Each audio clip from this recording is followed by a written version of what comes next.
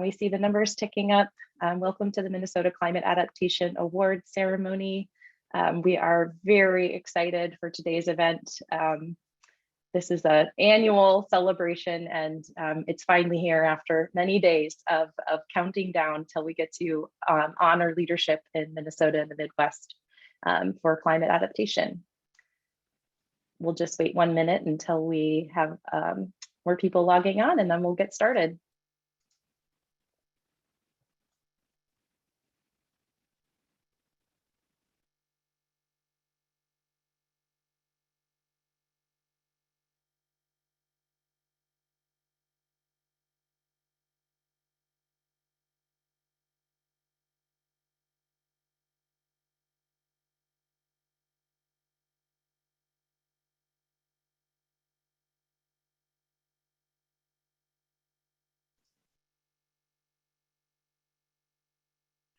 All right, welcome all. We have a crammed agenda today, so I'm gonna go fast and furious through this first part because I am not who you want to hear from today.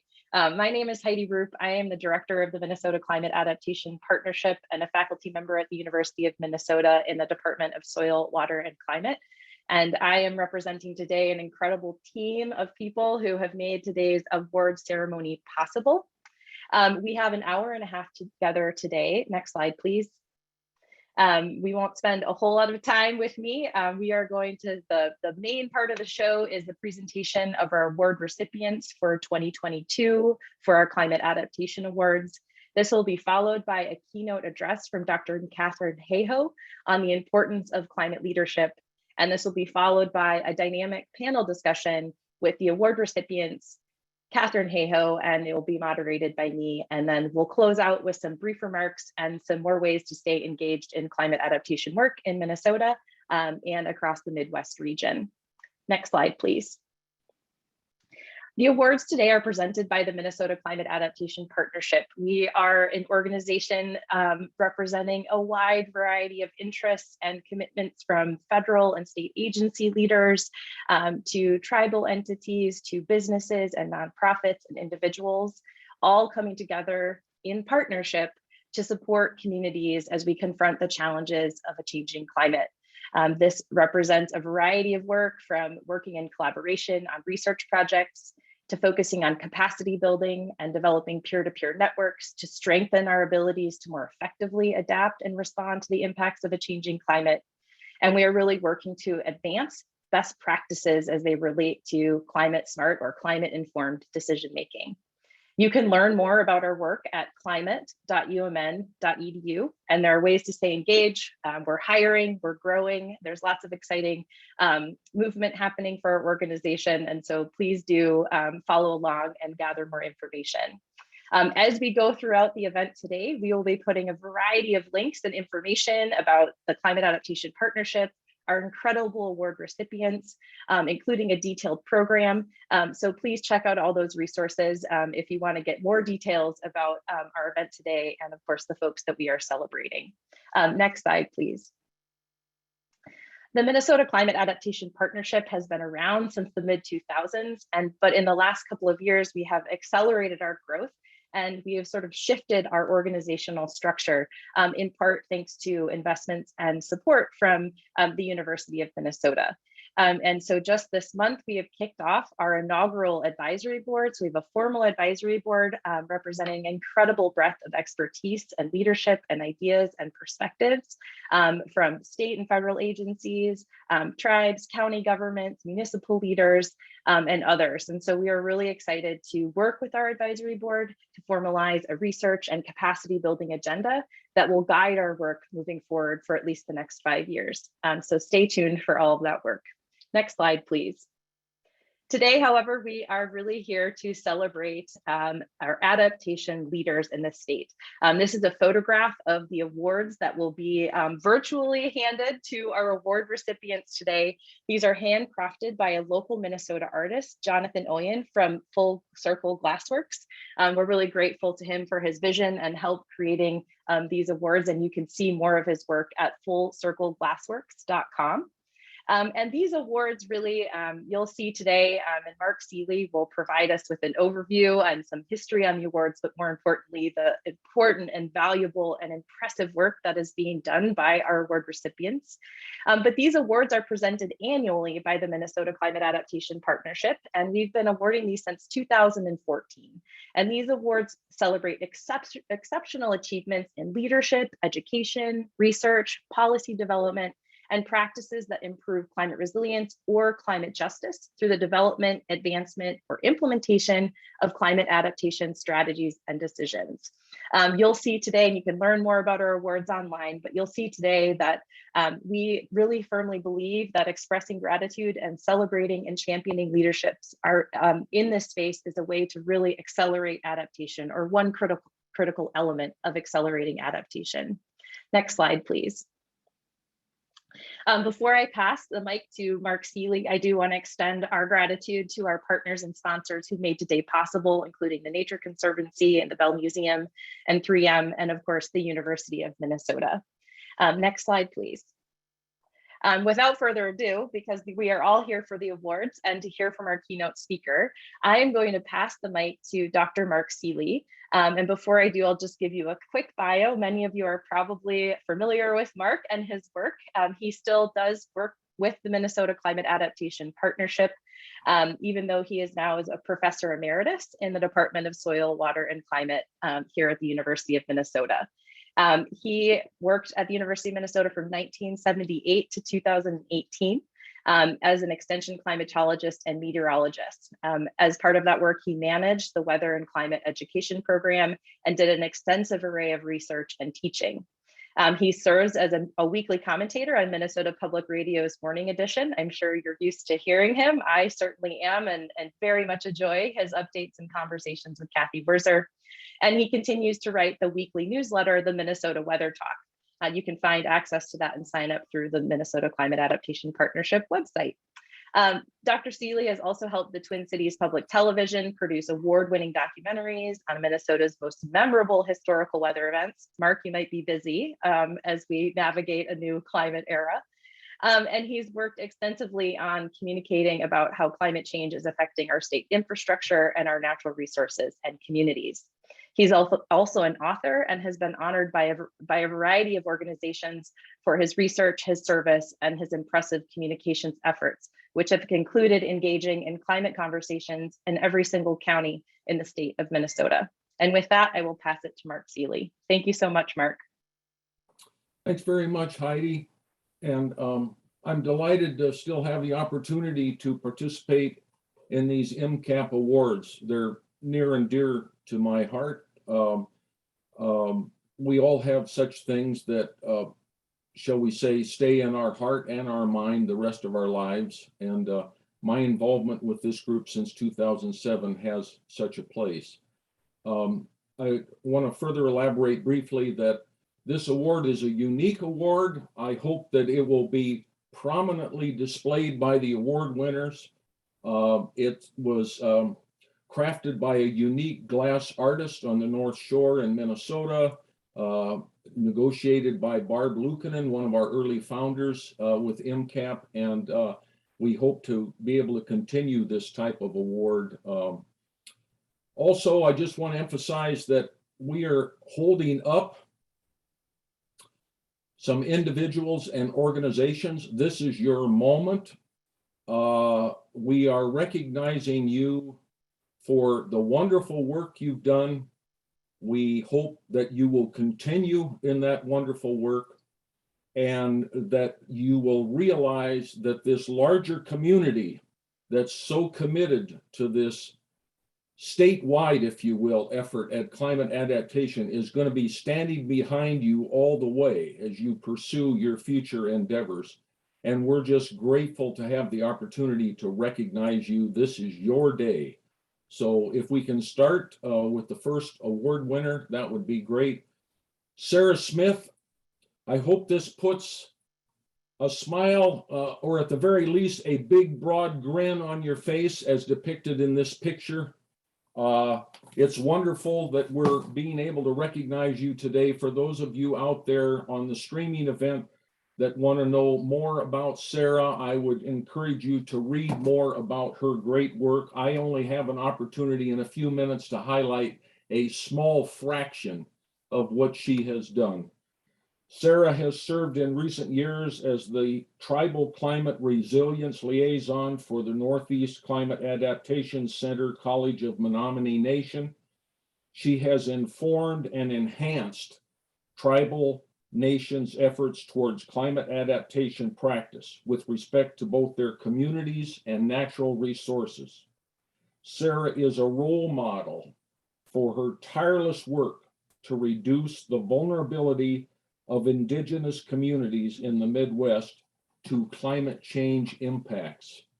And Sarah, we salute you very highly, hold you up as a role model, and we very, very much appreciate your work.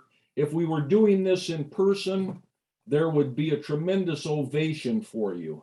If you will, try to picture that in your mind, okay? Because that's how we feel about you. So thank you very, very much for your great work, Sarah, and we hope that there's a path ahead that's going to allow you to continue to do this as passionately and tirelessly as you have done it in the past.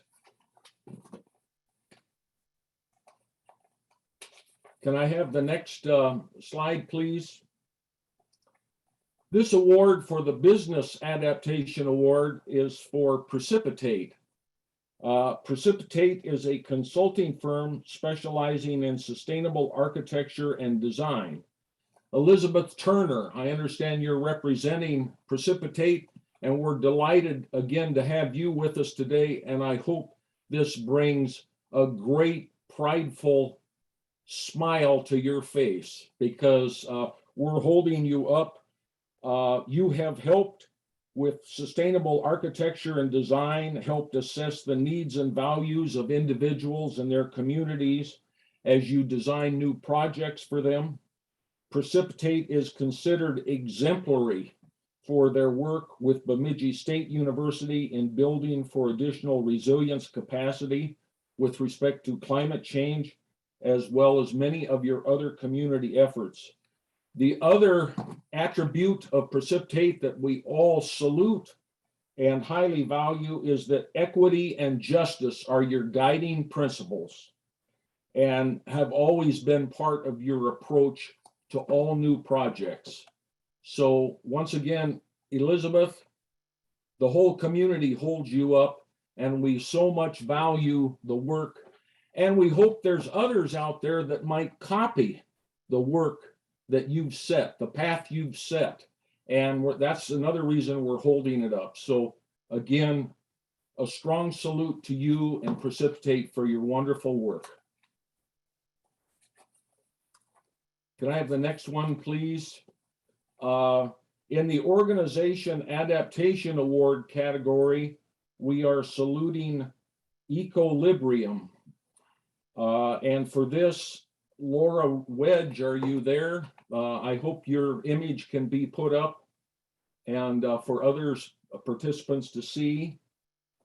There you are. Good to see your face there. We're saluting Equilibrium, which has a 10-year track record of climate and community leadership in the Duluth area.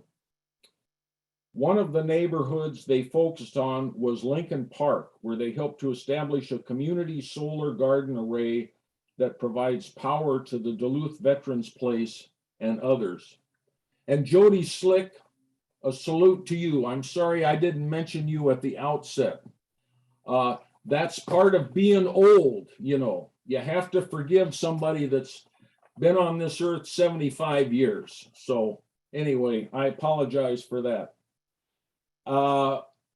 Equilibrium has also teamed with the Duluth in developing a local solar assessment tool for considering locations, scenarios, and applications with respect to solar energy.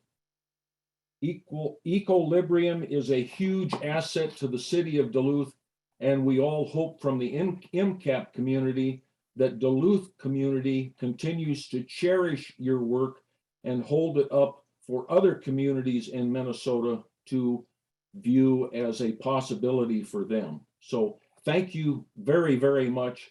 And this is a well-deserved award, Jody and Laura. Can we have the next slide, please? This is for the category of Collaborative Adaptation Award. And Rob Kroll and Kristen Schmidt, if you're present, like to see your smiling faces come on the screen. The Tribal Adaptation Menu team put forth an effort that encompassed the cooperation of 20 co-authors representing a diverse group of tribal, intertribal, academic, and government entities in Wisconsin, Minnesota, and Michigan. The document they produced is a comprehensive description of climate adaptation concepts, strategies, and approaches that combine traditional tribal ecological knowledge with other scientific and cultural ecological knowledge. This document has been used in workshops throughout the Great Lakes region and even at the National Adaptation Forum, attended by citizens from all 50 states. So we salute that and hope that that's going to serve as a model for a lot of other communities and places that want to serve their citizenry with a comprehensive document like this, and a document around which you can have community-wide engagement and discussion. So for that, we are very grateful, Rob and Kristen, and we salute you for all your good work, and that we hope that you'll continue down this path and even utilize this document well into the future. Thank you so much. And lastly, we have in the Climate Communication Award category, Katya Gordon from Two Harbors. And we salute you, Katya. I hope you're able to come up on the screen. For 10 years, you have been a community leader and climate activist in Northeast Minnesota, emphasizing social justice and resilience as requisites for human change to cope with climate change threats. Katya is coordinator of the Citizens Climate Lobby in Northern Minnesota, and her work has been evident in newspaper columns, an engaging book. By the way, the title of that book is Climate Change Musings and Studies from Lake Superior's North Shore. Radio programs every Friday on KTWH in Two Harbors. I've heard nothing but wonderful stories about that. And a series of community meetings that you were involved in. And we hope you continue to do those meetings into the future, because you're a source up there in that region for a lot of good community engagement. And I wish we had someone like you located in every sector of the Great Lakes region. I would hold you up as a role model for all other of those regions to consider. So again, Katya, thank you so much for your role. Very deserving of this individual communication award, and hope that you're on the air for many more years. So thank you very much. And with that, I'll turn it back to Heidi, if you're there, and we can carry on with the agenda. I am. Thank you so much, Mark, and congratulations to all of our award recipients.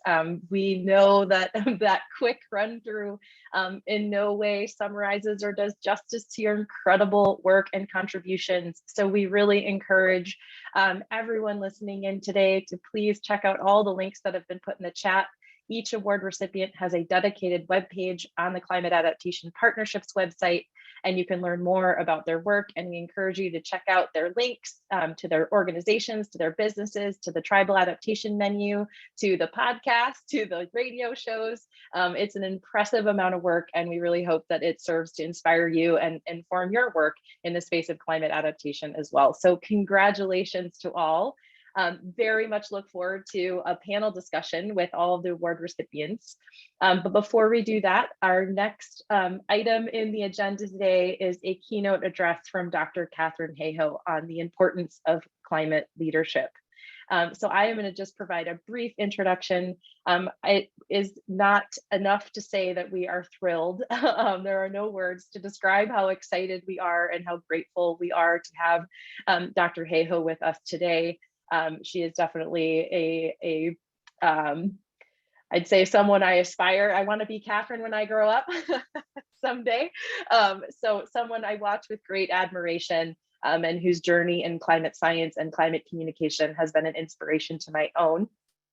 So Dr. Hayhoe is an accomplished atmospheric scientist who studies climate change and why it matters for us here and now. In her role as a chief scientist for the Nature Conservancy, Katharine is responsible for TNC's wider portfolio of global climate advocacy and adaptation work. She served as a lead author on the second, third, and fourth national climate assessments. And I know under good authority, you can look for her name on the fifth national climate assessment. She also hosts and produces the PBS digital series Global Weirding. I encourage you to check it out.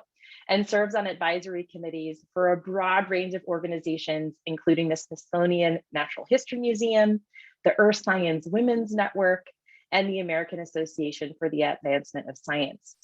Katharine is also a remarkable communicator who's been honored by several organizations for her expertise and skills in effective climate change communication. And with that, again, we could go on and on with all of Katharine's amazing accolades, but thank you so much for joining us and providing us with this keynote address today. Thank you so much, Heidi, and thank you everyone who is here. Huge congratulations to the amazing awardees. Every single one of their stories inspires you. I had the chance to sort of click through and read about some of what they're doing, and I would encourage you to do that too, because it is truly amazing. So I'm going to give a short keynote, and then we're going to have a lot of time for a panel discussion. And you can join us for that panel discussion. How do you do that? Well, on your computer or your phone or your tablet or anything that's connected to the internet, I won't swear that you can do this in your Apple Watch. I haven't tried that. But anything else, go to pollev.com/Katharine, pollev.com/Katharine. You have to make sure you spell Katharine right with 2 A's. They're going to put the link there in the chat. I think you have to put an HTTP, before it in the chat so to make it clickable for people. And at any time, you can write your questions in there. And here's the fun part. We have a lot of people in this call. And so there's going to be a lot of questions. You can upvote the questions you most want answered. So even if you don't have a question yourself, go to pollev.com/Katharine and check out the other questions people are posting at any time while I'm talking or at the beginning of our panel discussion. And make sure that you upvote the questions that you most want answered, and we will get to those in the panel discussion. So again, the link is in the chat. Don't forget to do that. I'll remind you again at the end. I wanted to talk, though, about the most important thing that you can do about climate change. And by you, I mean every single one of us. What's the most important thing that we can do? Now, let's take a step back. Why do we have to do anything? Why is climate change a problem? In 1 minute, here's why. It's because since the dawn of the industrial era, we have been digging up and burning coal and gas and oil, which produces heat-trapping gases that are building up in the atmosphere, wrapping an extra blanket around the planet. And just like you would if your body temperature went up 1 or 2 degrees Fahrenheit as the Earth's temperature has gone up, you would be worried, you might take some aspirin, you might call the doctor. Something is definitely wrong. That's exactly what's happening to our planet. Our fossil fuel use, and 25% of the problem is deforestation and large-scale land use. Those things have contributed to the fact that today we're conducting an unprecedented experiment with the only home that we have. Why do we care about climate change? Because it affects us. It's not about saving the planet. The planet will be orbiting the sun long after we're gone. It is quite literally about saving us and many of the other living things on this planet. How is climate change affecting us? One of the biggest things that you and I see where we live if we aren't, adding up global temperatures around the world. But where we live, we see that climate change is loading the natural weather dice against us. So wherever we live, we have 2 6s on our weather dice. And so naturally we could roll a flood or a drought or a storm or a heat wave or a blizzard. But as the planet warms decade by decade, it's as if it's sneaking in and taking one of those numbers and turning it into a 6, and taking another number and turning it into a 6. And then it's taking one number and turning it into a 7. And all of a sudden, people who live in Houston, Texas, where I am in Texas, they say, we've had 3 500-year flood events in 3 years. How could this be happening? That's climate change loading the weather dice against us, making our droughts more intense, our heat waves more dangerous, our wildfires burn greater area to the point where smoke blankets the skies over the Midwest and even my home province of Ontario this past summer, and making our storms stronger and wetter. We're even starting to be able to put numbers on how much worse climate change is making these things. The Western heat wave this past summer, over 150 times more likely. The deadly floods in Germany, 7 times more likely. Hurricane Harvey, 40% more rainfall. Why do we care about these? Because they affect us. Our infrastructure, our homes, our roads, our power systems, our water supply, our energy, they are built for a world that no longer exists. Climate change affects every aspect of our built environment. It affects our water. It affects our food. It affects our health. Climate change affects all of us. Climate impacts matter to all of us. But climate impacts also affect some of us more. People who are already vulnerable, who are already marginalized, women and children, especially in lower income countries, Indigenous peoples, Black and brown neighborhoods, low-income neighborhoods. Those are the ones that are more affected by the impacts of a changing climate, yet have done the least to contribute to the problem. Climate change is not fair. People often say, well, let's fix this first and we're worried about climate change later. We can't fix any of the other issues that we're challenged by if we don't fix climate change along the way, because climate change is a threat multiplier, as the military calls it. It's taking all of the other issues we have and making them worse. It is affecting our infrastructure, our economy, and our energy. People often say, well, should we be working, should we support the economy or the environment? The economy cannot float around in outer space without the resources that this planet provides. It's not a choice. It affects our water, our natural resources, our health, our food, our biodiversity, our conservation, and our justice and our equity. Climate change affects all of these things, and that's why it matters to every single one of us. We often think of climate action like being a giant boulder sitting at the bottom of an impossibly steep cliff with only a few hands on it, and it's not budging an inch.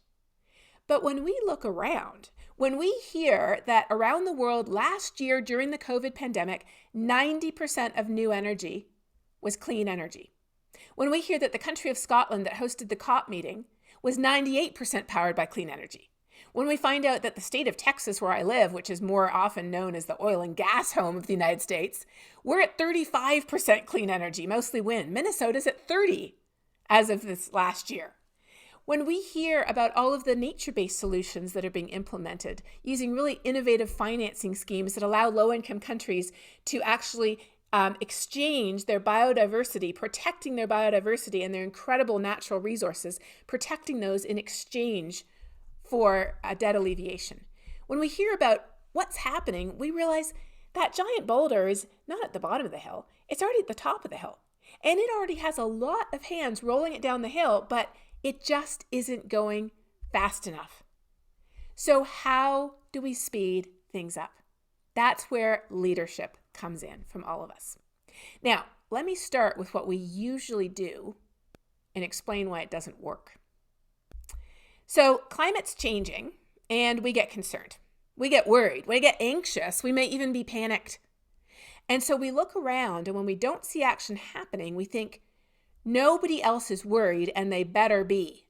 So I'm going to load up all the scary facts that I can muster And believe me, there's a lot of very true, scary facts out there. And I'm going to dump them on people.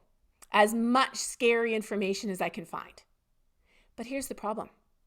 If we don't know what to do, fear paralyzes us. And when we're paralyzed, we either descend into inaction, paralysis, or we reject it even more. And ironically, inaction results. Tali Sharot is a neuroscientist. And in a really good book called The Influential Mind, she said, which is not about climate change, but on the other hand, it is all about climate change, so to speak. She said, the way our brain works is this. Fear and anxiety cause us to withdraw, to freeze, to give up rather than take action. And so climate just changes more. How does this relate? Well, a lot of the news headlines we see are exactly along these lines, right? It's starting to change. But this is the way it's been for the last 10, 20, 30 years. The real problem is not that we aren't worried. It turns out 70% of Americans are already worried. 70% are worried. They don't just say it's real, they're worried about it. What's the biggest problem? 50% of us feel hopeless and don't know where to start, and only 8% of us are activated. 8%, including the leaders you heard about today, are activated. This is the biggest problem we have. This is what is keeping that boulder from rolling down the hill faster and faster. What is standing in our way? We don't understand how it matters to us here and now, and we don't know what we can do to fix it. This first one is called psychological distance, and we humans are very good at this. Not just when it comes to climate change. We're good at not eating what we should, not exercising enough, not saving enough money, and not planning for climate change either. Why? Because we see an issue as being far away from us, in time or space, being abstract rather than concrete, or being things that those people over there worry about, but not me. And we can see this in the data for the United States. This is a map from the Yale Program on Climate Communication. Every little area is a county, and anywhere that's orange means that more than 50% of people said yes to the question, and the darker orange it is, the more people said yes. If it was less than 50%, it's blue. And the darker blue it is, the more people said no. So is global warming happening? Yes. Pretty much the whole country is orange. Will it harm plants and animals? Non-human species. Distant in terms of what? Relevance. Sure. Will it harm people in the future? Distant in time? Sure. Will it harm people in developing countries distant in space? Yes. Will it harm you? And I'm going to zoom in on Minnesota here just to be crystal clear what we're looking at. Here's Minnesota. Here is Minnesota that's been warming faster than the rest of the U.S., that has seen invasive species moving in, that has seen crazy heat waves in the summer, that has seen the ice season shrinking, that has seen the spring coming earlier, that has seen all kinds of impacts. Here's Minnesota. Most people don't think it matters to them. This is psychological distance. So how do we tackle this? We tackle it by flipping this on its head, by talking about how climate is changing now. It is impacting us here in ways that we can see with our eyes and ways that are relevant to my life. If I live in a city, or if I'm a farmer, if I enjoy outdoor sports, or I'm a parent, whoever I am already being affected, and we can help people see that. That's barrier number one. But what's barrier number two? We don't know what we can do to fix it. 50% of people feel helpless and hopeless. People are willing to change if they feel what's called efficacy. In other words, if I do something, will it make a difference? And the vast majority of us feel no efficacy. We feel like nothing we do can make a difference. How do we build efficacy? How do we tackle psychological distance? How do we bring these two things close to us so we know why it matters and what we can do about it? By doing the one thing that we're not doing. What is that? Well, I left off on this map, which is, do you think it will harm you personally? But there's one more map that's darker blue. You know what it is? Do you ever talk about it? Do you ever talk about it? No. And again, I'll zoom in on Minnesota. Here we go. Do you ever talk about it? Even in the Twin City areas with leading universities that have massive climate programs and adaptation resilience programs, it is still blue. And this is not, do you talk about it all the time? This is occasionally, once in a blue moon. We don't talk about it.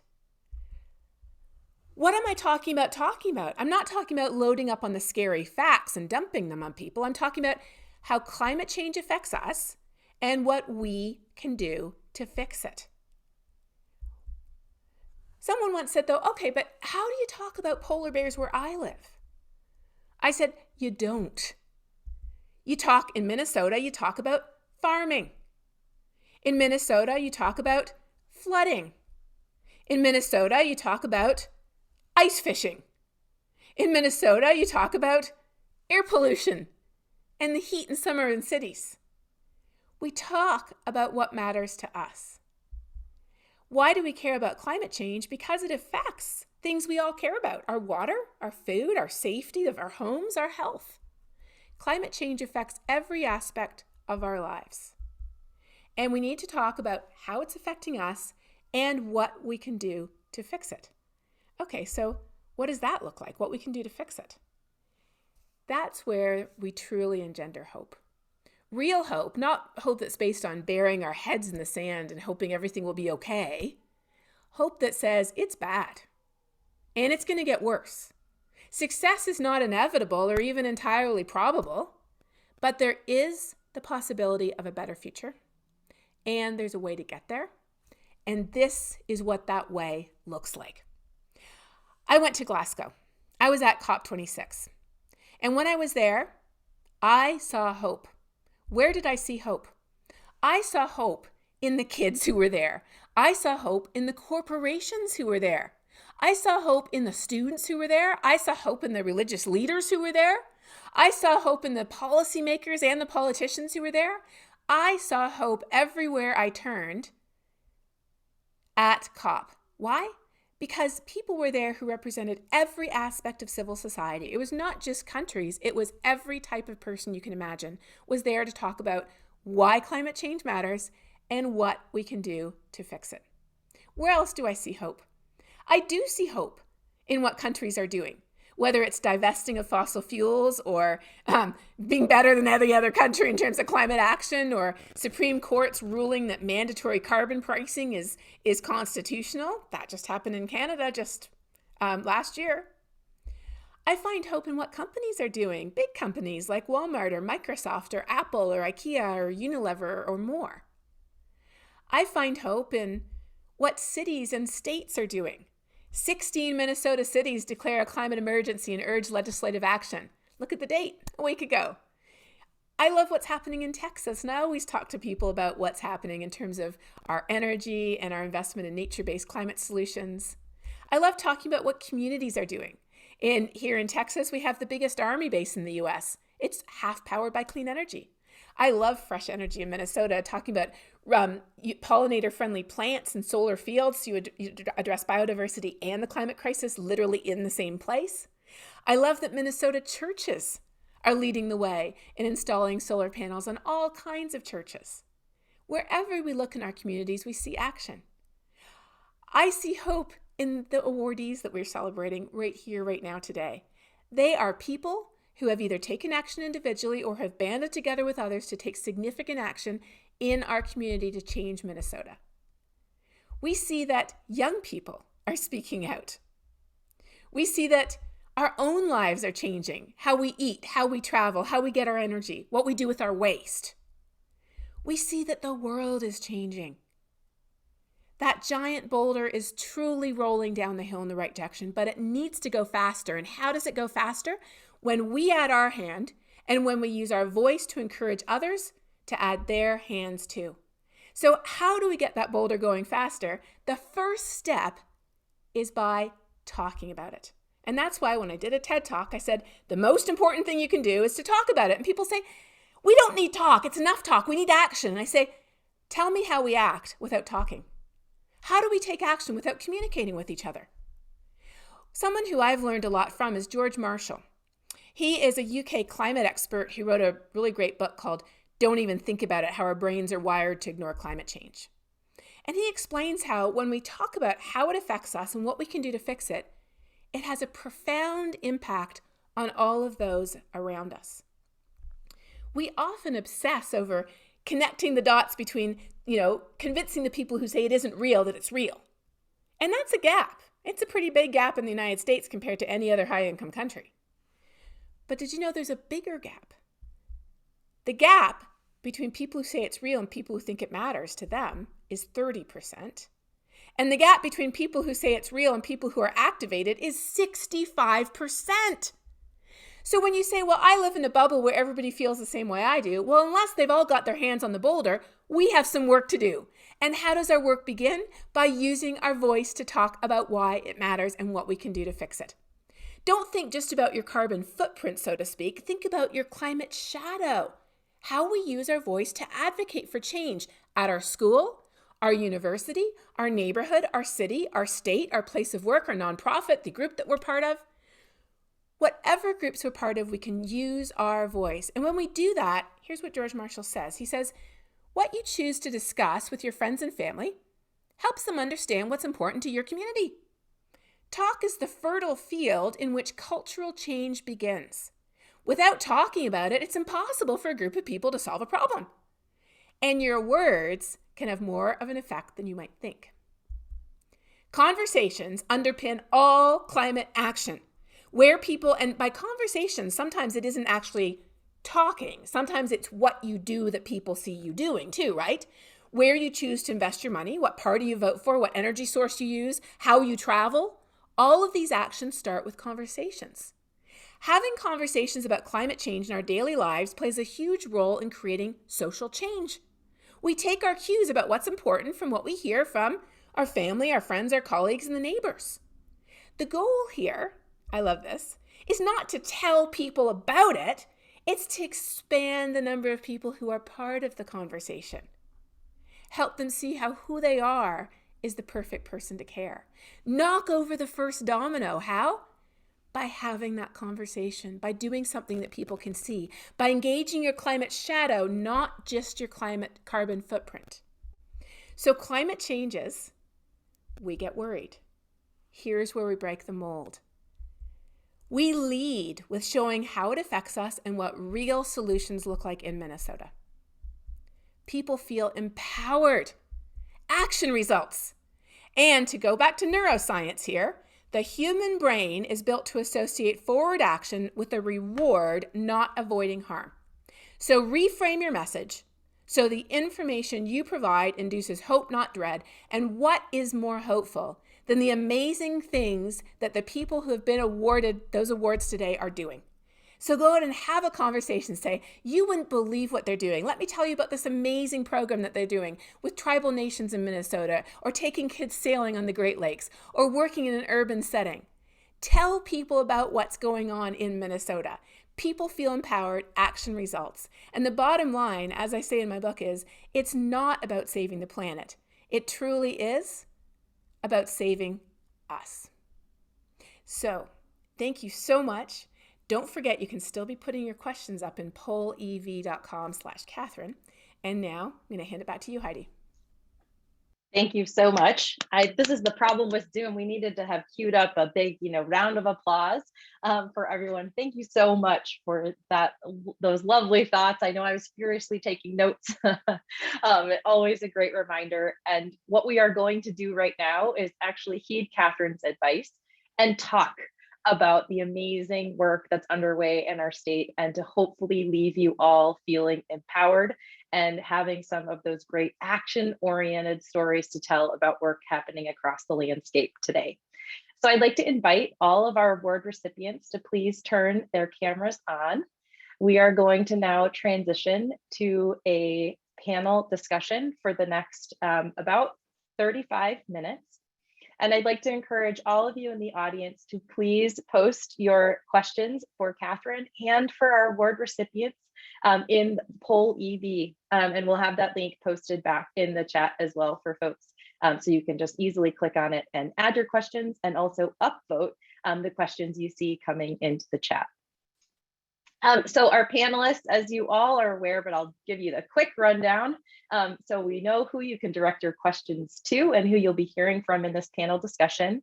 We, of course, have Dr. Hayhoe with us. We have Sarah Smith, who is the recipient of the Individual Adaptation Award. We have Jody Slick from Equilibrium 3, representing the Organization Adaptation Award.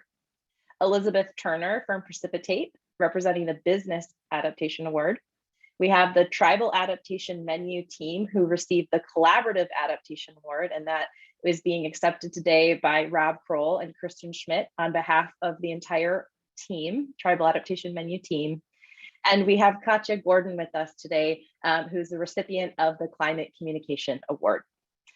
So the way this is going to go, and we don't have a whole lot of time, but I'm really hoping we'll have an opportunity to also get some of the questions from the audience. I'm going to go through the list, and each recipient is going to be able to talk about their work a little bit. And then we have some fun questions about how we would throw money at the climate challenge and some other fun questions for our panelists. So I am going to start with Sarah. Congratulations. I'm hoping you might share with us in your role as a tribal climate resilience liaison with the CASC network, now the Midwest CASC. So glad to have a regional CASC here. Can you share with us what has been a key component of your success in creating strong relationships between tribes and others working to support climate adaptation in the region? And I will note that Sarah is also part of the Tribal Adaptation Menu team being honored today. So Sarah, I'll pass it to you for any thoughts. Yeah, Yango, Heidi, and the whole awards committee, thank you for this award. When it comes to building relationships with tribes, communication is really the key, in my opinion, being transparent and consistent when it comes to communication. Back when I started as a liaison, back in 2017, a lot of the communication was with site visits. So visiting tribal communities in person, talking with natural resource staff and community members too. That was really one of the best ways to build those relationships. Now that we're more in a virtual world, consistent communication virtually is really important, to keep up with how projects are going, changes in staff, new concerns that might be coming up, or asking about more funding opportunities, things like that. And taking the time to really understand one another and where we're coming from in our backgrounds. So I'm a citizen of the United Nations in Wisconsin, and so my culture is very different from Menominee or Ojibwe. A lot of the tribes, we're all related under this umbrella Indigenous communities, but we're all very unique and we all have our own concerns. So really understanding our cultures, where we come from, our backgrounds, and things like that really help build those relationships and make it more transparent about what we're looking to do and how we're trying to help. So. Wonderful. Thank you, Sarah. And actually, that's a perfect segue to Rob. I might have you share a little bit with us, sort of in the spirit of needing so much representation and collaboration and different perspectives and impacts and needs. Can you tell us a little bit about how the breadth of representation on the Tribal Adaptation Menu team shaped the approaches that ended up being sort of centered in the Tribal Adaptation Menu? And maybe you could reflect a little bit on how, had there not been such a collaborative and inclusive process, how it might have looked different. Sure, thanks, Heidi. So I guess we have to go actually back to 2017 when the idea for the menu first came about. And it happened at a workshop that was hosted by the Northern Institute of Applied Climate Science. And there were some folks there that worked for Gliffwick and for the 1854 Treaty Authority and for the Lac de Flambeau tribe. And they went through the workshop and they were asked an important question. And that question was, how well does this workshop process, how well does this menu that we use today work? And the answer was, it's a great tool, but that's not how we would do it in our communities.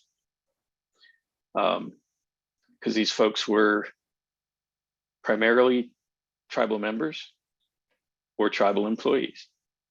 And then they recognized that approaches that would work in kind of the mainstream communities needed to be tweaked with culture and with language and with history, and recognize kind of the trauma that happened in tribal communities that's been perpetrated by the United States as part of all of this. Without having the huge group of collaborators that we had, we wouldn't have had the background in climate adaptation. We wouldn't have had the background in communication, as Sarah said.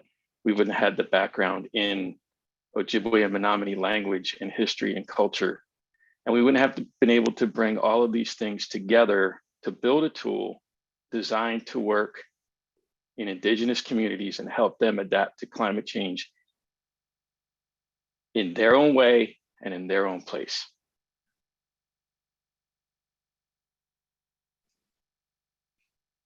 Thank you. That's so insightful. And I'll ask the team to please post a link to the tribal adaptation menu in the chat so folks can see this impressive document. Kristen, in the spirit of building on Rob's comment and collaboration and this sort of how this is born out of work at NIAX, and then really this thoughtful process of tailoring it to the audience, right, to the user.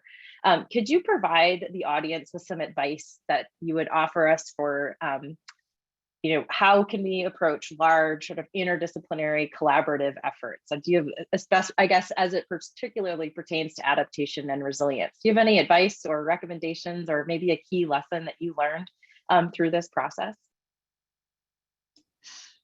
Yeah, thanks so much for that question. And I can think of a lot of things coming to mind right now, but I think just from where I was starting when I entered conversations with the rest of the Tribal Adaptation Menu team, a big lesson for me, and one that I continue to try to hold on to, is just to allow the time for these conversations.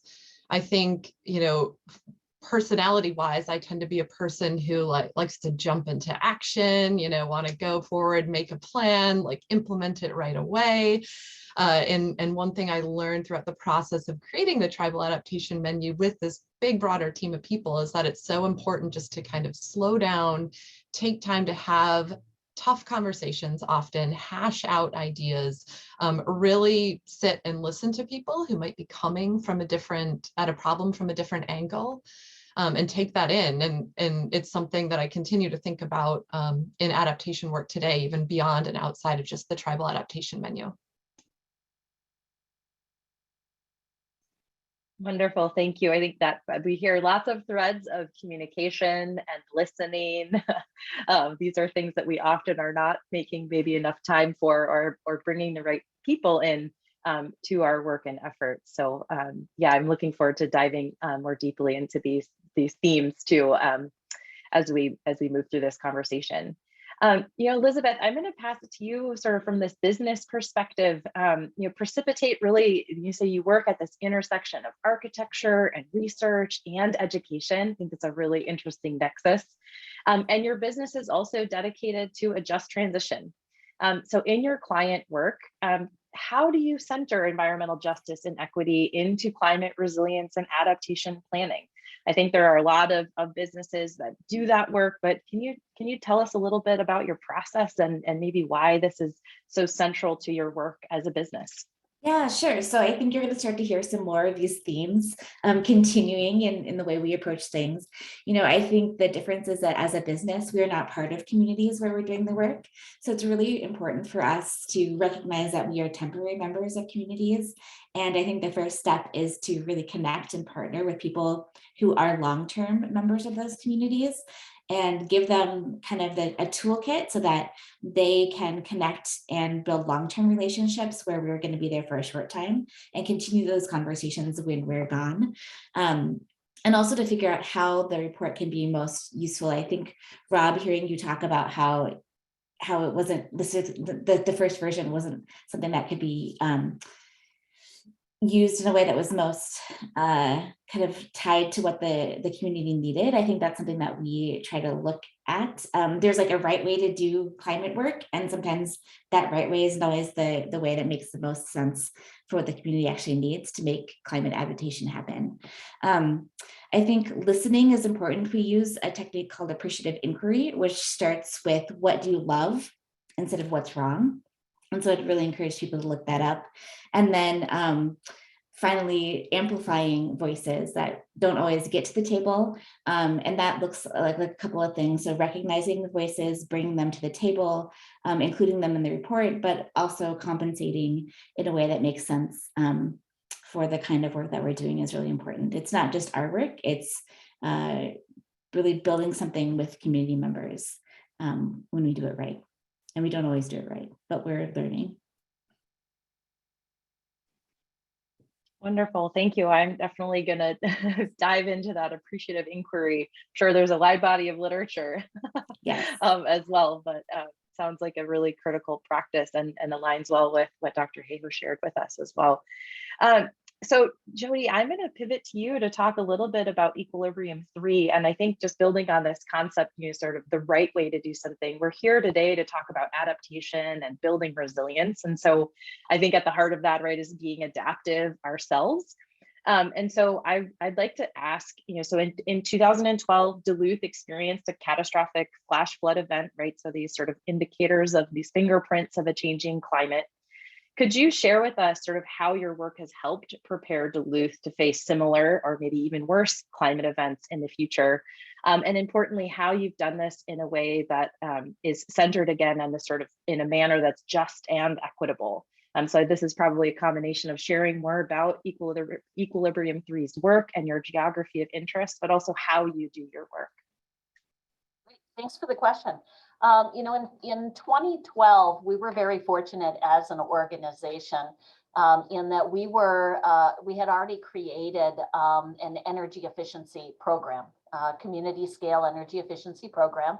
And that really was developed at kind of a similar moment in time to what we're experiencing now. We had stimulus funds that were available, and it was an opportunity for us to say, if we had dollars to go towards energy efficiency or towards the environment, where would they go as a community? And we created a community scale energy efficiency program. And then in 2012, when floods hit northeastern Minnesota, we ended up in a situation in which, although we had thousands of homes that were affected, we did not actually qualify for individual assistance from FEMA. And what that meant is not only were there not dollars available from the federal government to help individual households, but we're also in a situation in which we didn't have the FEMA infrastructure. And so what Equilibrium 3 did is actually pivoted our energy efficiency program that was working on climate mitigation and pivoted. We had a third party kind of project management model, and we pivoted that towards climate or to rebuilding our community.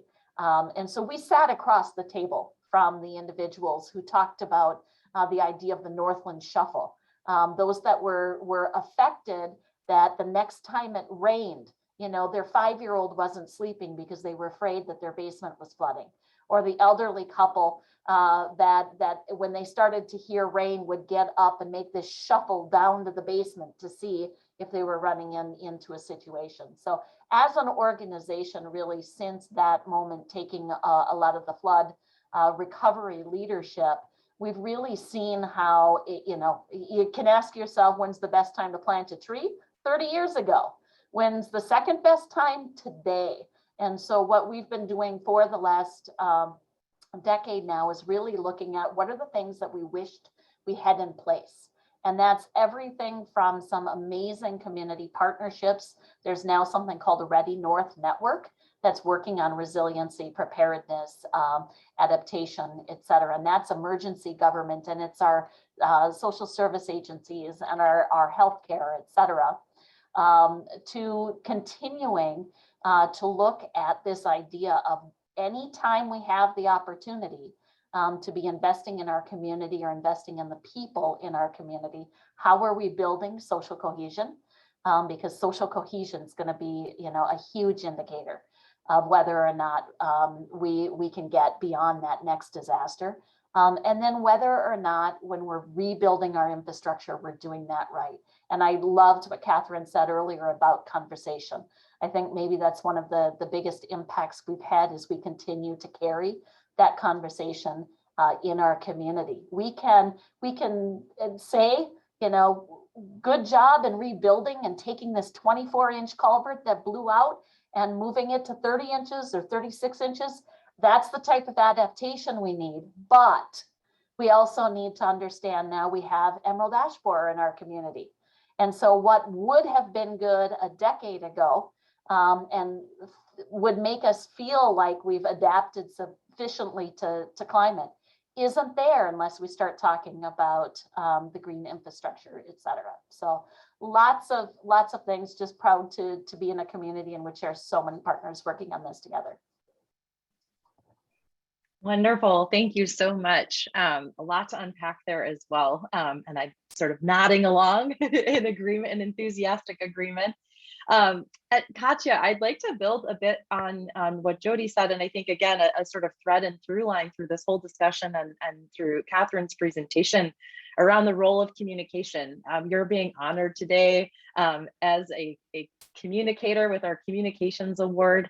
And you really have been at the heart of so many conversations, and you do this in multiple impressive formats. And so I'd love for you to share a little bit more about these rich experiences in communicating about climate change to a whole diverse range of audiences across northern Minnesota.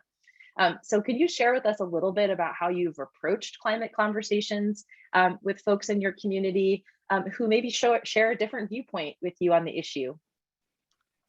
Sure. It's really fun to follow all these people. I mean, it feels like I don't have a whole lot to add to what's already been said, but I just want to start by, what Katharine said about conversations. I think, the reason I got started was because of conversations. And I remember hearing Will Steger maybe a decade ago saying the solution to climate change is social engagement. And I was really like, what?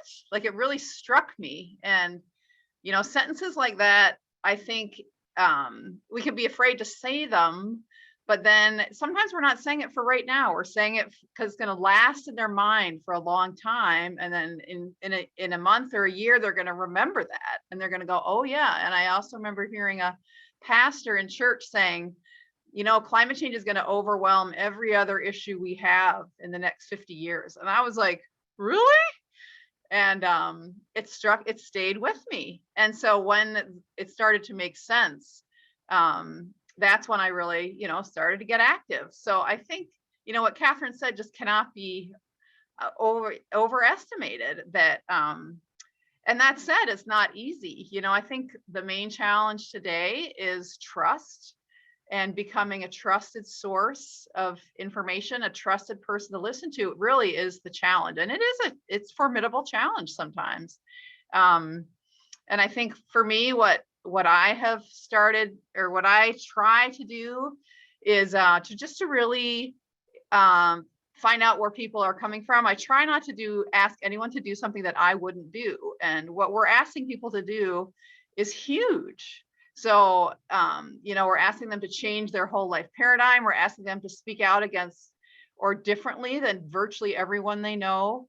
Those are tall asks. And so I need to be willing to do that kind of thing. So what it has meant is that I have really looked into other issues and started to find out what do other people care about, and then start to care about those things myself.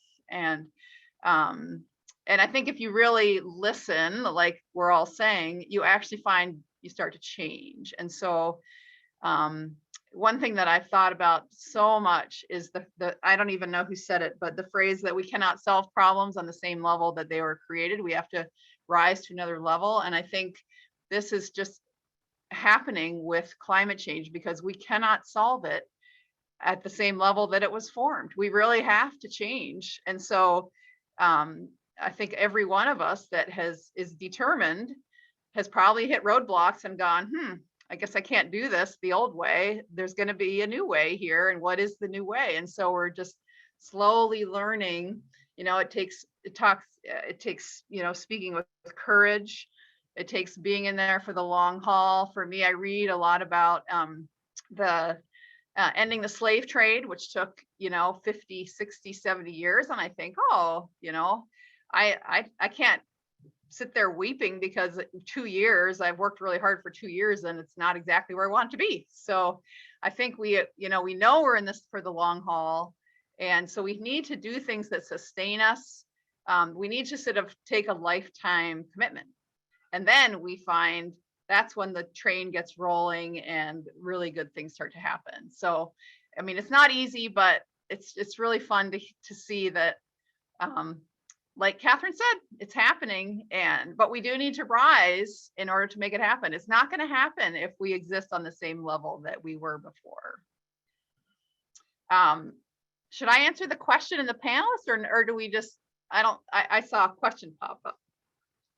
We'll come back to the questions. I'm gonna address one to Katharine here, and then we'll pivot here. And then I have one sort of, I don't know, interesting / fun / timely question. And then we're gonna go, because we have to the audience questions, because there are some amazing ones pouring in. So encourage everyone to upvote, to engage in Poll EV. We'll throw the link in the chat again for folks to be adding their questions for the entire set of panelists here. Katharine, I'm going to ask you to maybe tell us a bit of a story or give us an example. And I think we've been hearing this through the panel discussion and also in your talk, that there's a real opportunity to engage in conversations, I think, that center around adaptation and resilient sort of action as these entry points to dialogue and to climate conversations. Have you used climate adaptation or resilience stories in your messages? And maybe you could give us an example. And now, if you haven't, you now have a whole suite of impressive examples to bring with you. But maybe an example would be helpful. I use them all the time, because when we talk about climate resilience, it hits the two sides of the coin, right? Why are we building resilience? Because of the risks that are affecting us here and now in ways that are relevant. So immediately that tackles psychological distance by talking about the risk, but you don't stop there. You immediately talk about the solution. And that is a constructive, positive, concrete solution that we can create right here. So it has such an amazing power to overcome our ideological barriers. One of my colleagues right here at Texas Tech University, where I am, he studied that, and he showed that when you bring the issue close to home and you show how it's affecting us here where we live, that is more powerful than the ideological and political fault lines that divide us. So it can bring people together no matter how they identify or who they vote for, if we're talking about what's happening in our community. So I tried putting that into practice when I spoke to a group of water managers in Texas a few years ago. This is one of the stories, actually, I tell in my book, Saving Us. I decided that I was going to give a whole presentation about climate resilience and climate impact, climate risk and resilience in the water system in Texas, which is very precarious because we depend on underground aquifers that are being depleted much faster than they can, be restored or replenished. We also have a lot of surface water where during a heat wave, it evaporates like crazy. And we have really shifting rainfall patterns where it's feast or famine, where we get tons of water, huge amounts of runoff, and then we get longer, stronger droughts. So I decided I was going to give a whole presentation on climate trends, future projections, adaptation, and resilience without ever mentioning the words climate change together. So I did. I talked all about what was already happening, the observed trends we'd seen. I showed future projections. I talked about what we can do as our rainfall gets more variable, as our extremes get more extreme, as temperatures increase, as evaporation goes off the charts. But I never said the words climate and change together. And first of all, nobody threw anything and everybody applauded. So that's always a good thing. But afterwards, this woman came running up to me and she grabbed my hand and she shook it enthusiastically. And she said, "I agree with everything you said." And then she said, "Those people who talk about global warming, I don't agree with them at all. But this makes sense." Why did it make sense? Because we were talking about our state, we were talking about our water, we were talking about our reservoirs and our people who need water coming out of the tap. We were talking about us, and that overcomes so many of the things that divide us. So there is such power in stories of adaptation and resilience. There's such power to bring people together rather than driving us further apart. And I truly believe that as we come together to act on climate, we are going to start to begin healing some of the divides that run throughout our society, the fault lines that divide us. We're going to be able to start healing those through focusing on what unites us rather than what divides us. Beautiful. Thank you so much. I attempted to do something similar in the state of Minnesota with agriculture. It did not go as well, but there's always room for improvement. Okay, I'm gonna take the executive power of being the moderator, and I'm gonna mash an audience question with a question that we had prepared for the panel, and I'm gonna open this to whomever would like to answer the question first. And so we have a question in Poll Everywhere related to climate leadership. And if, let's say, one or all of you were elected to control the US government, maybe Congress, for example, what would be some first steps you would take? And here's my mashup, which is that the legislative session in the state of Minnesota just started today. So there are lots of dynamic discussions and policy proposals and debates already underway and will be for many months. And for those, many of you are probably aware that the state has a budget surplus this year on the order of $7.7 billion. So let's just take 1 billion of that for climate change adaptation work. And I'd be curious, both from a leadership standpoint and a spending money standpoint, how would you spend it, or what would be those first things that you would do, recognizing the urgency, but also the imperative of climate resilience? So I might just open to that to whatever bold panelist would like to take a first shot at that answer, and we can have more than one of you reflect on that question. You got $1 billion. How are you going to spend it to make a better Minnesota? Katya, you're the first to unmute. I think I would spend it on, or I'm not sure how I would spend it exactly, but I would use the money to structure Braver Angels workshops amongst all Congress with the specific goal of discussing their common ground. And I know what solutions I hope they would come up with. It would include carbon pricing with fees back to dividends. But what I really would like would be to see them discussing the task at hand. Wonderful, thank you. I see lots of nodding. Elizabeth, I see you've unmuted. Yeah, so the architect in me would love to see every new building project get an energy model that looked at the most cost-effective way to reduce operational carbon emissions while also making them more resilient. And we know that we can achieve about 80 to 90% more energy efficient buildings for 5 to 10% more initial cost. So I'd give them that 5 to 10% now so that it could be more resilient to future events and also have less emissions so that they contribute to climate change less. Great, thank you. Anybody else want to either give us a policy that they would deploy on day one, or how you might divide up a portfolio of 1 billion? Jody, I see you've unmuted. Yeah, I think in the end, I only need like $40. And what I would buy is I'd buy a sledgehammer. And you know, we're used to talking about silos. Somebody once introduced me to the concept of cylinders of excellence. And I think we have, you know, one of the questions I saw on the poll was talking about kind of giving up right now on our federal government, but I actually think that there are a lot of opportunities right now with the federal government, with the state government, et cetera. There's the Justice 40 initiative, which is, you know, meant to target 40% of some of the infrastructure investments specifically to environmental justice communities. I think all of that is amazing, but what I really hunger for is the place in which, if we had $1 billion to spend, we were doing that with some intersectional intentionality.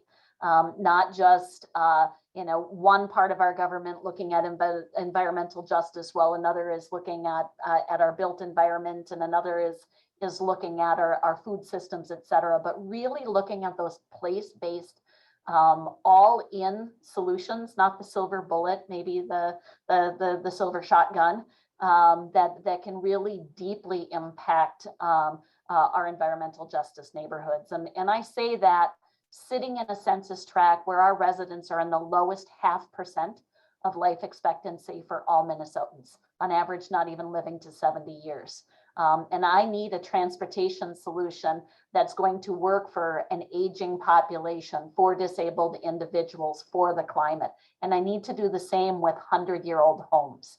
And so figuring out where and how we can empower like true cylinder or silo busting would be how I'd spend it. Wonderful. Thank you. Katharine. I would just say, give her the $40. I mean, I think I'm just going to put a sledgehammer in your award box. It will cost more to ship, but I will do that for you. Maybe $40 with a 999 million, IOU.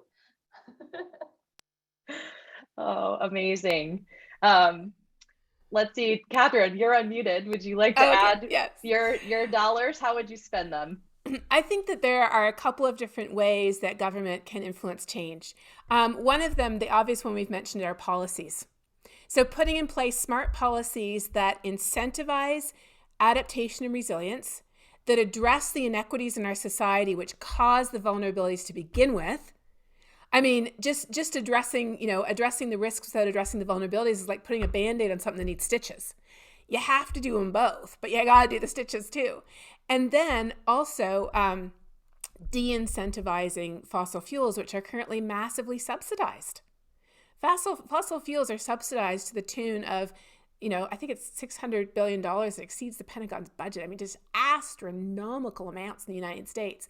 And so efforts like, for example, putting a price on carbon like they have in Canada, those things help tip the balance so the government isn't regulating, what people do with their own personal choices, but it just says, sure, you want to do this, you can do this. You just pay the actual price for it instead of it being subsidized by a very socialized economy, which is ironically what we have today. So there's policies, yes. But then the government can also lead by example because governments have enormous purchasing power. And I was really pleased to hear about and to participate in the federal government sustainability's webinar series just a couple of weeks ago to hear that they're the largest fleet owner, the federal government's the largest fleet owner in the whole country. They're the largest landowner in the whole country. They are, the largest building owner in the whole country. And they have a carbon neutral goal with year by year steps. So it's not just, we'll wave our hands and say we're going to be carbon neutral in 20 years. No, they have this year we're doing this, next year we're doing this. And they're making it as sticky as possible so it can't be rolled back. And it'll make a huge difference if a big entity is buying electric vehicles. That is going to drive the price way down. It's going to increase the density of charging stations. It's going to, if they incentivize public transportation, put lots of money into municipalities that need that to create the public transportation. So you can lead by example and you can lead by policy. And there's those two different spheres that can be done. And I think that doing both of them is really important. And then the other thing, there's a third sphere too, and that is convening. Government has tremendous convening power. In Minnesota, the governor and representatives, they can call together the big companies, the heads of the big cities, the big players in Minnesota, and they can convene and they can call on others to step up because it isn't just up to the government. It's not. Cities often are much nimble and much more flexible, and they can act even faster than a state. Corporations, they're not elected. So if they decide at the top they want to act, they do. So the government can convene, the government can enact policies, and the government can lead by example. And I think spending the money in all those three areas is absolutely key. Great, thank you. So we have about 5 minutes left for this discussion. It went by far too quickly and we have a incredible question. So I'm going to try to get 2 more tackled here. So one that has been upvoted, I think is really exciting. And I might throw this to the Tribal Adaptation Menu team to start us off, because I recognize that the team that contributed to the creation of that work represents multi-sectoral partnerships. And so the question, again, to all of you is, how do we spark more effective collaboration across sectors on addressing climate change? have you been a part of or seen examples of collaboration done particularly well? I don't know if Rob or Kristen, you want to lead out, maybe elaborating on your examples, and then we'll open it up to the other panelists. Cross-sectoral collaboration, getting that sledgehammer out. Who's already bashing it around well? I feel like I'm looking at Rob and Rob's looking at me. I'd actually love to hear other people's thoughts on this as well. But I think, just kind of echoing some of what's already been said, I think a huge and an interesting positive of the tribal adaptation menu has been that it's a great conversation starter. And again, when I got into the tribal adaptation menu team, I thought like, oh, it's great. We'll create this tool and then we'll go off and we'll implement it. We'll do stuff on the ground with it. And what it's turned out to be is like just a really great conversation starter, for example, between tribal communities and other land management organizations like the Forest Service, like state land management organizations that might care about a lot of the same things. They might all care about climate change, but might have different frames of reference or different ways of talking about that. And so, I think that it's been a benefit of the TAM bringing some of these communities together to hash out some of that. Rob, please add more if you'd like. Only one, I guess, little piece, and that's the other thing that we're seeing is non-tribal communities really beginning to look towards our tribal communities for guidance and leadership in this area. Tribal communities are, they're behind the 8 ball. They're working with limited funding, limited capacity, but they're not just making plans and putting them on the shelf. They're implementing them because they know they have to. And I believe that's inspiring other communities to look at those examples and to move forward. And we're seeing more and more interest from non-tribal entities in the approaches that are and the guidance that's in the TAM. Thank you, Elizabeth. Oh, Sarah, I see you've unmuted. Yeah, I'll jump in. So I think when it comes to cross collaboration with different sectors, it was talked about earlier, it's really hitting like, where does it impact you? Where does it impact you personally? Where does it impact your organization, your company? How is it impacting you? And that's what gets them to really want to be part of these changes. And so a lot of the work I do, so one of the things that has come out of College of Menominee Nation is the Menominee theoretical model of sustainability, and includes these 6 different dimensions. And though they are pictured as separate, they're all intersecting, whether it's institutions, technology, natural environment. We all have this common planet that we live on, right? There's only one planet that we live on. And so it's really tackling, how is it impacting you? Okay, well, this is what we could do that will, affect change. And so I think with the tribal adaptation menu, it was really great to see all those different voices in the room and different perspectives, because when we get asked to do a presentation to a group that's, just interested in it, they don't know a lot about it, you can see the wheels and the gears turning in their minds when they start hearing about the tribal adaptation menu and how it's very different from a lot of other adaptation efforts. And that's why in the beginning of the document, we have the guiding principles to help those, bridging that gap, if they want to work with Indigenous communities, but just in their company or organization as well. Wonderful. Thank you. All right, I'm at the risk of changing the agenda too much. I'm going to do one quick rapid fire response. You get basically one sentence. And I'm going to ask each panelist to address this question, which I think is a really great one, which is, what advice would you give to budding climate adaptation professionals if they wish to become leaders in their field. And let's interpret that broadly, because I think climate adaptation and resilience leaders are in every sector, in every business, in every space.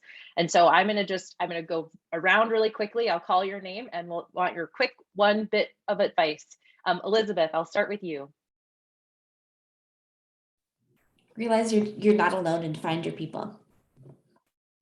Beautiful, thank you. Katharine, you're next on my screen. Well, I love that one. I would echo Ayanna Elizabeth Johnson, who has this great diagram of 3 intersecting circles.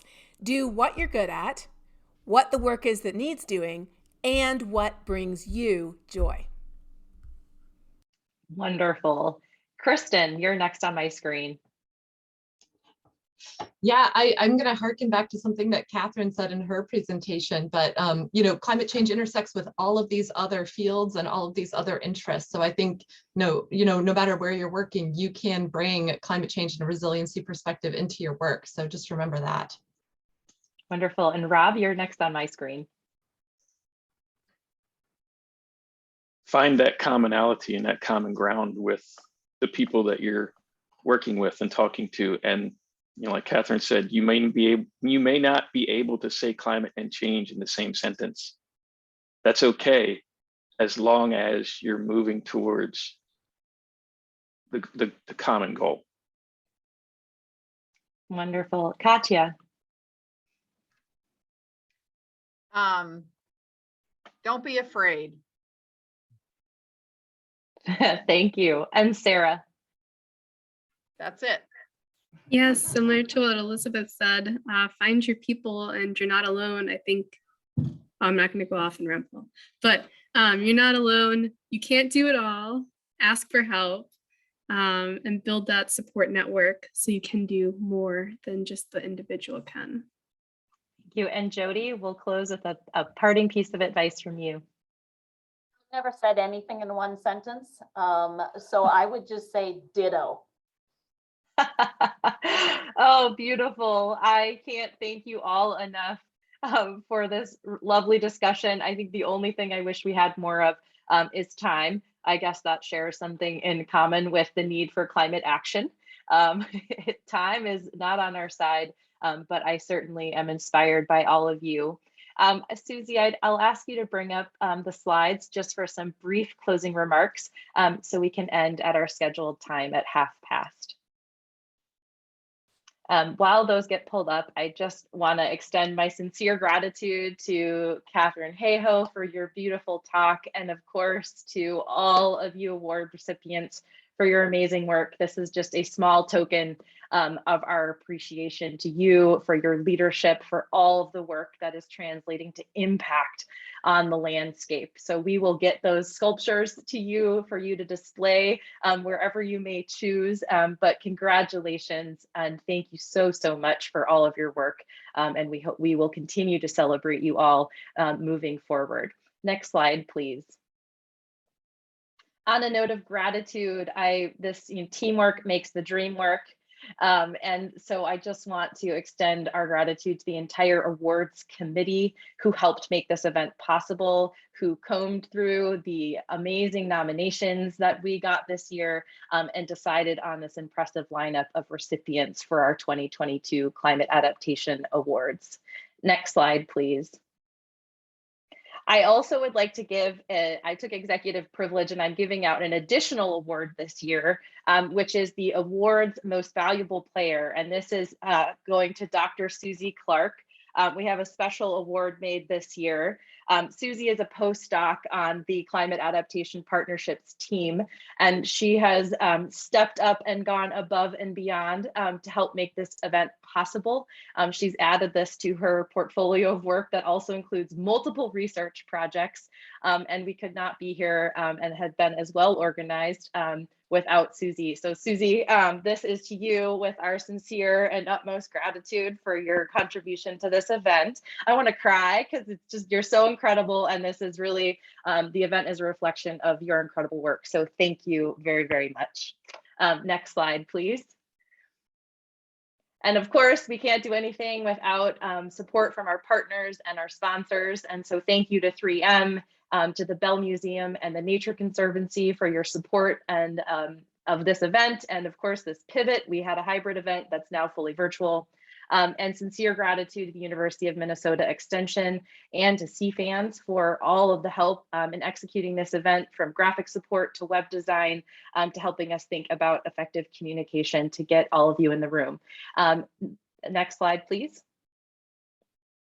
And I would just like to close with a thank you to all of you who have participated and joined us today for this virtual event. It has been recorded. We'll be posting the highlights of the events from today online. You can also follow us and visit our website at climate.umn.edu. You can follow us on social media. And you can also sign up for our newsletter, which includes updates on our monthly webinar series, which actually next month will feature, or actually, yeah, tomorrow is next month. February, our webinar will feature an impressive panel lineup of municipal leaders from across the state working to accelerate adaptation in communities that you might call home.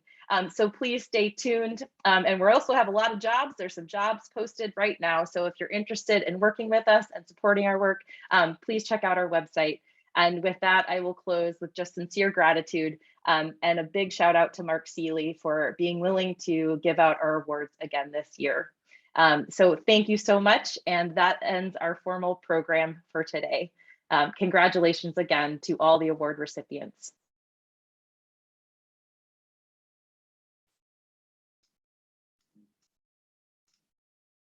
And I will just ask all of the award recipients and those folks to stay on. We'd love to just grab a quick photograph of you. And it looks like the formal event has been stopped. Is that right, Susie?